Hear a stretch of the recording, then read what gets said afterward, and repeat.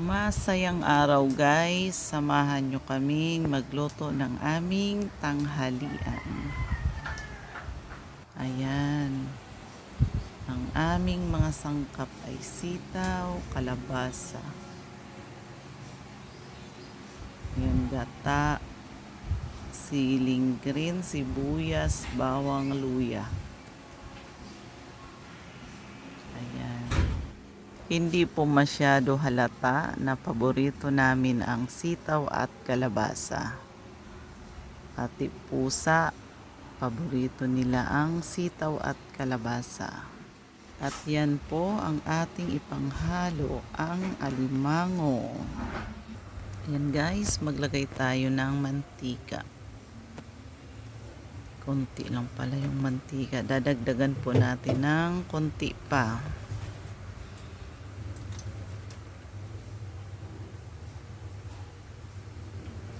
Painitin muna natin ang mantika bago igisa ang bawang at sibuyas. Ayan.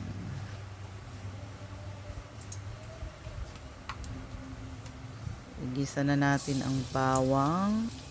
Lutuin lang natin konti ang bawang bago ilagay ang sibuyas. Ayan. Ayan guys, isunod na natin ang sibuyas at igisa muna natin to bago ilagay ang luya. Isunod na natin ang luya. Ayan, para tanggal ang langsa. Kailangan may luya.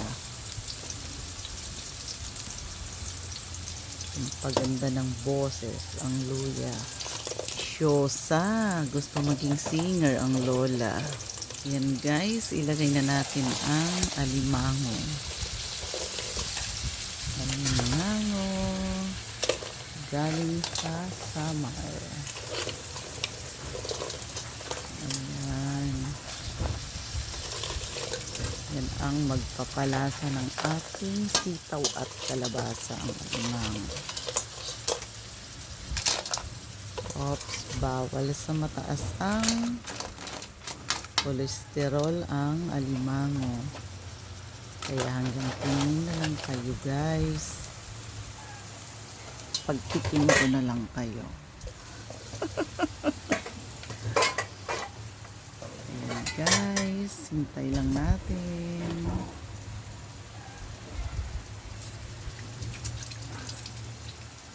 Yan guys, kumukulo na ang alimango. Naaamoy ko na ang bango.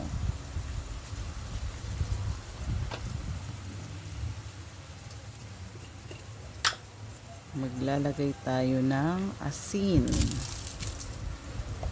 Isunod natin ang paminta. Yung buo. Para madagdagan ang lasa. Ayan, ilagay na natin ang pangalawang piga ng ating gata. Ayan. Takloban muna natin guys. Ayan na guys.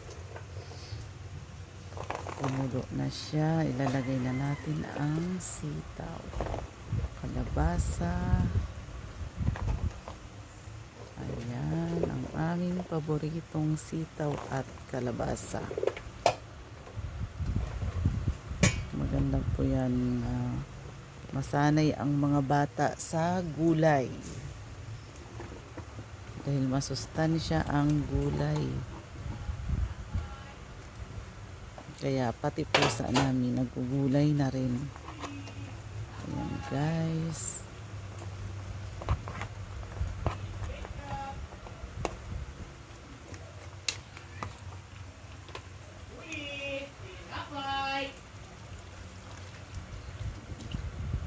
Buhos natin ang natirang pangalawang piga na gata. Ayan, tapos ipailalim natin yung sitaw at kalabasa para maluto siya. Ayan.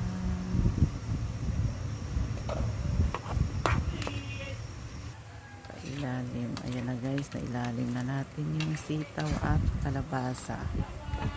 Takluban muna natin siya para maluto ang gulay.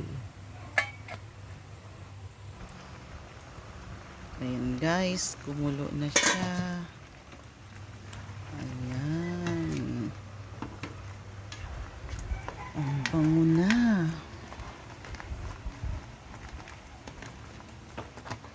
Mukhang mapaparami ang kain ko nito. Paano to? Diet pa naman ako. Bukas na lang siguro ako mag-diet. Pwede naman yun. Sayang naman to. Ayan po guys. Pwede na nating ilagay ang gata. Yung unang piga na gata. Ilalagay na natin. Ayan, para mas malasa siya.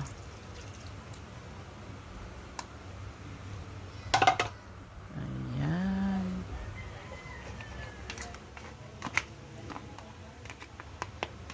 Ayan guys, maglagay tayo ng konting betchin. Para maglasa siya ng medyo masarap. At takluban muna natin.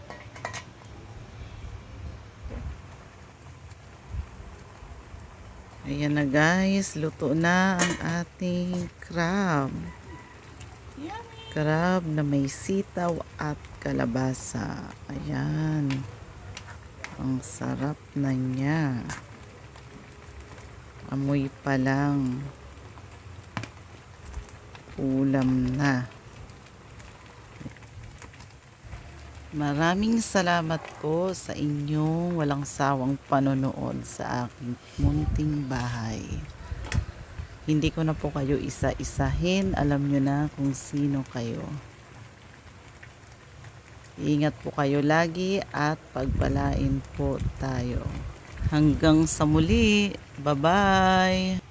Kain na po tayo guys.